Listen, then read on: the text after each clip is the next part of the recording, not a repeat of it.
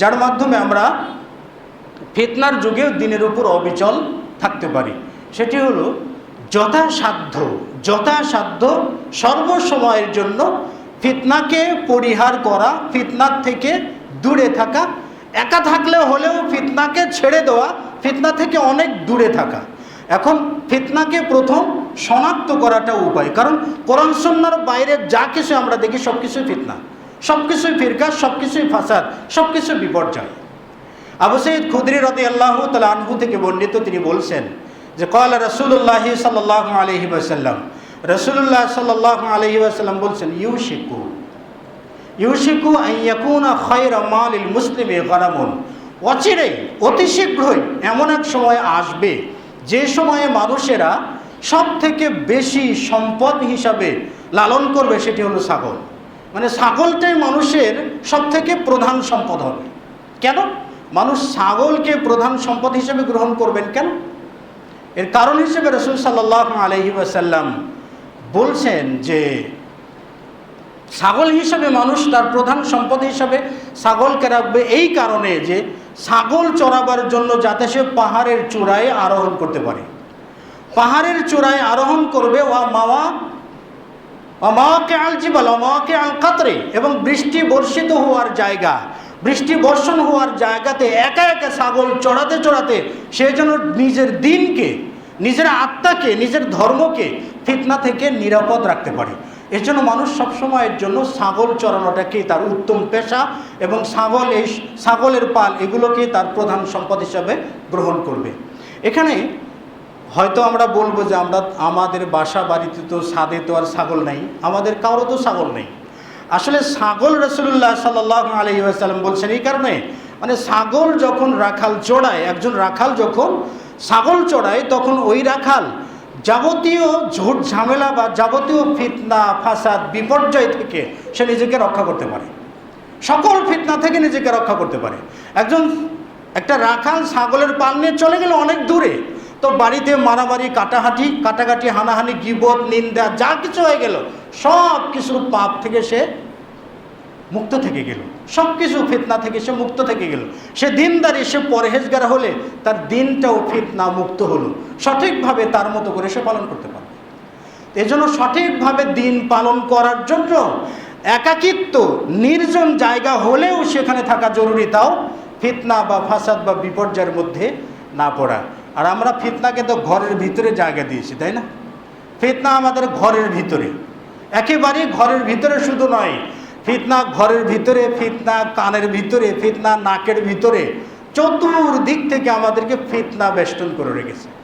রাসূল সাল্লাল্লাহু আলাইহি ওয়াসাল্লাম বলছেন, হুযায়ফার আরেকটা হাদিস এসেছে, রাসূলুল্লাহ সাল্লাল্লাহু আলাইহি ওয়াসাল্লাম বলছেন, মানুষের মাঝে ফিতনা প্রবেশ করবে, কিয়ামত ততদিন পর্যন্ত প্রতিষ্ঠিত হবে না যতদিন না মানুষের মাঝে ফিতনা প্রবেশ করবে। এমনভাবে যেমন একটা চাটাইয়ের ছোট্ট বাতি, একটা বাতি আর একটা বাতির মাঝে যেমন প্রবেশ করে দিয়ে সুন্দর করে আটকে যেমন একটা চাটাই বোনানো হয়, ঠিক এই চাটাইয়ের আঁশ বা চাটাইয়ের বাতি বা পাতি, চাটাইয়ের বাতির মতো ফিতনা মানুষের মাঝে এমনভাবে প্রবেশ করবে যে মানুষ বুঝতেই পারবে না সে ফিতনায় নিমজ্জিত রয়েছে।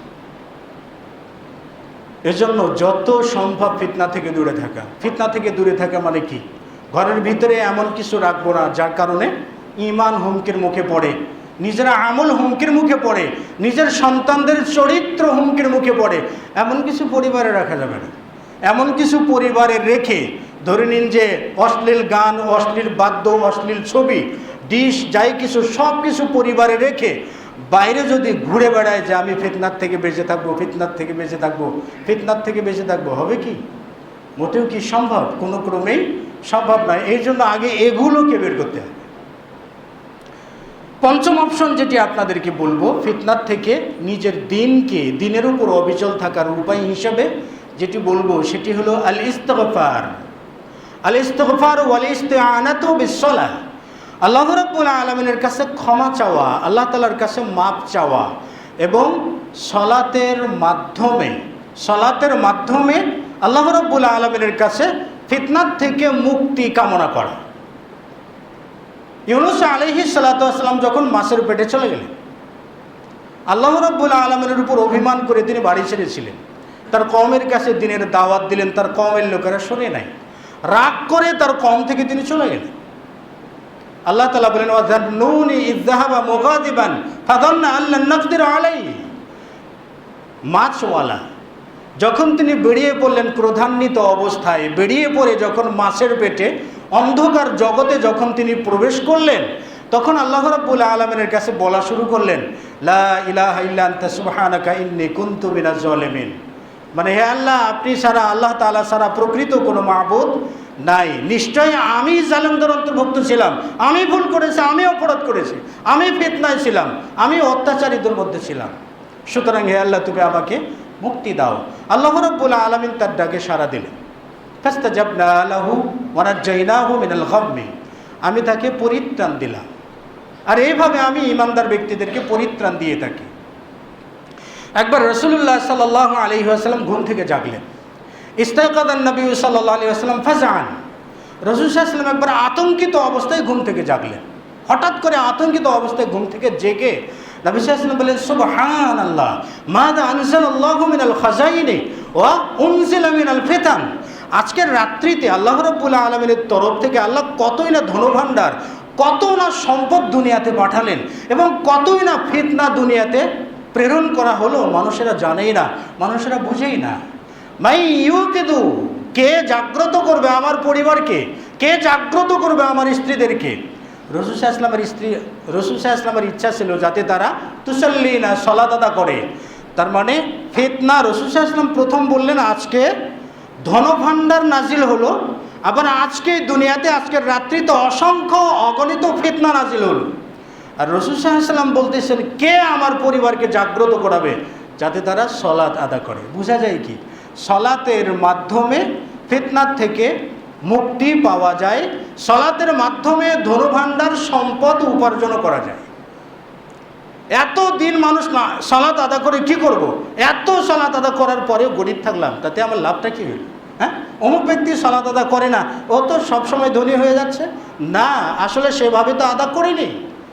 এর মাধ্যমে ধনভাণ্ডার সম্পদও পাওয়া যায়, এর মাধ্যমে ফিতনার থেকেও মুক্তি পাওয়া যায়। রাসূল সাল্লাল্লাহু আলাইহি ওয়াসাল্লাম লক্ষ্য করে বললেন, তার স্ত্রীদেরকে লক্ষ্য করে বললেন, আরে এই যে দুনিয়াতে পোশাক আবৃত যারা রয়েছে তারা আখেরাতে অধিকাংশই পোশাক মানে উলঙ্গ অবস্থায় উঠবে। এ থেকে বোঝা যায় সালাতের মাধ্যমে, ইস্তিগফারের মাধ্যমে ফিতনার থেকে দূরে থাকা যায়, ফিতনার থেকে পরিত্রাণ পাওয়া যায়, ফিতনার থেকে মুক্তি পাওয়া যায়। শর্ত হইল সালাতের মাধ্যমে ইস্তিগফার, আল্লাহর কাছে ক্ষমা চাওয়া এবং সালাতের মাধ্যমে ফিতনার থেকে মুক্তি চাওয়া আল্লাহ সুবহানাহু ওয়া তাআলার কাছে। ফিতনার থেকে মুক্তি থাকার জন্য কোশিশ করতে হয়, প্রচেষ্টা করতে হয়। দুটি উপমা আপনাদেরকে দেব। একটি হলো আব্দুল্লাহ বিন উমর রাদিয়াল্লাহু তাআলা আনহু। আব্দুল্লাহ বিন উমর রাদিয়াল্লাহু তাআলা আনহুমা বলছেন, যখন আপনার মুআবিয়া এবং আলী রাদিয়াল্লাহু তাআলা আনহুর মাঝে যুদ্ধ চলে আর কি, জঙ্গে জামাল বলি আর কি, গাজওয়াতুস সিফফিন যেগুলো আর কি, এই যুদ্ধের জন্য আব্দুল্লাহ বিন উমরকে ডাকা হয়েছিল। আরে এই সাহাবায়ে কেরামগণ বিবাদে লেগেছে, তারা একে অপরের উপর অস্ত্র ধারণ করছে, আপনি কি আসবেন না? আপনি কি কারো পক্ষ নেবেন না? হক বেহককে আপনি বোঝেন না? আসুন না আপনি। আব্দুল্লাহ বিন উমর রাদিয়াল্লাহু তাআলা সোজা সাপটা কথা দিয়েছিলেন যে মান ক্বালা হাইয়া আলাস সালাতি, যদি কোনো ব্যক্তি, যখন কোনো ব্যক্তি বলবে সালাতের দিকে আসো, আজাবতুহুম, আমি তাদের ডাকে সাড়া দেব। ওমান ক্বালা হাইয়া আলা কাতলি আখিকাল মুসলিম ওয়া আখদি মালিহি, আর যে ব্যক্তি দাওয়াত দিবে যে আসো কোনো মুসলিমকে হত্যা করো এবং তার সম্পদগুলো নিয়ে যাও, ফালা, এরকম ডাকে আমি সাড়া দেব না। সুতরাং মুআবিয়ার সঙ্গে যারা রয়েছে তারাও মুসলিম, আলী রাদিয়াল্লাহু তাআলা আনহুর সঙ্গে যারা রয়েছেন তারাও মুসলিম। কার পক্ষে যাব, কার বিপক্ষে যাব, ফাসাদের ভিতরে আমি নাই। ফিতনার থেকে মুক্ত ছিলেন আব্দুল্লাহ বিন উমর রাদিয়াল্লাহু তাআলা আনহুমা। একবার উসমান রাদিয়াল্লাহু তাআলা আনহু আব্দুল্লাহ বিন উমরকে বলছিলেন, হে ইবনে উমর, তোমার বাবা তো রাষ্ট্রীয় কার্য চালিয়েছেন, তোমার বাবা তো খলিফা ছিলেন, তো তুমি একটু আসো না, খলিফা কোনো একটা দায়িত্ব পালন করো। আব্দুল্লাহ বিন উমর রাদিয়াল্লাহু তাআলা আনহু উসমান রাদিয়াল্লাহু তাআলা আনহুকে বলছিলেন, আপনি কি জানেন না যে ব্যক্তি আল্লাহর কাছে আশ্রয় চায় তাকে আশ্রয় দেওয়া উচিত? তা আমি আপনার কাছে আল্লাহর ওয়াস্তে আশ্রয় চাই রাষ্ট্রীয় কোনো কাজে জড়িত না হওয়ার জন্য, কারণ এগুলোতে ফিতনা থাকে। সাদ বিন আবি ওয়াক্কাস রাদিয়াল্লাহু তাআলা আনহু সেই সময়ে তাকেও বলা হয়েছিল আপনি কোন পক্ষ নেন। এরা তো বিজ্ঞ ব্যক্তি ছিলেন, ওলামা পরিষদ ছিলেন, ওলামা ছিলেন তারা সকলেই। তো সাদ বিন আবি ওয়াক্কাস রাদিয়াল্লাহু তাআলা আনহুকে জিজ্ঞেস করা হলো, এই যুদ্ধে নামার জন্য তাকে আবেদন করা হলো। সাদ বিন আবি ওয়াক্কাস রাদিয়াল্লাহু তাআলা আনহু বলেন, লা উকাতিল, আমি কারো পক্ষে বা কারো বিপক্ষে যুদ্ধে যেতে পারবো না, হাত্তা তাতুনানি বিসাইফিন, যতক্ষণ না তোমরা আমার সামনে এমন একটা তরবারি নিয়ে আসবে যে তরবারির লাহু আইনান, যার দুটি চক্ষু থাকবে, ওয়া লিসান, একটা জবান থাকবে, আর ওই তাকুলু, ওই তরবারি আমাকে বলবে হাদা মুমিন ওয়া হাদা কাফের, এ হলো মুমিন, এ হলো কাফের, আসো যুদ্ধে আসো, তখন যুদ্ধে যাব, তার আগে আমি কোনো যুদ্ধে জড়িত হব না।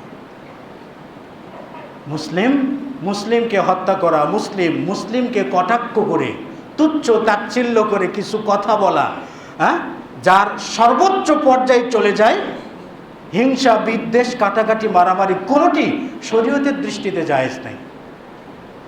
তাহলে ফিতনার থেকে মুক্তি থাকার জন্য অবশ্যই আসহাবে ইকরামদের অনুসরণ অবশ্যই করতে হবে। সর্বশেষ যেটি হলো সবসময়ের জন্য আল্লাহ রাব্বুল আলামিনের কাছে দোয়া করা।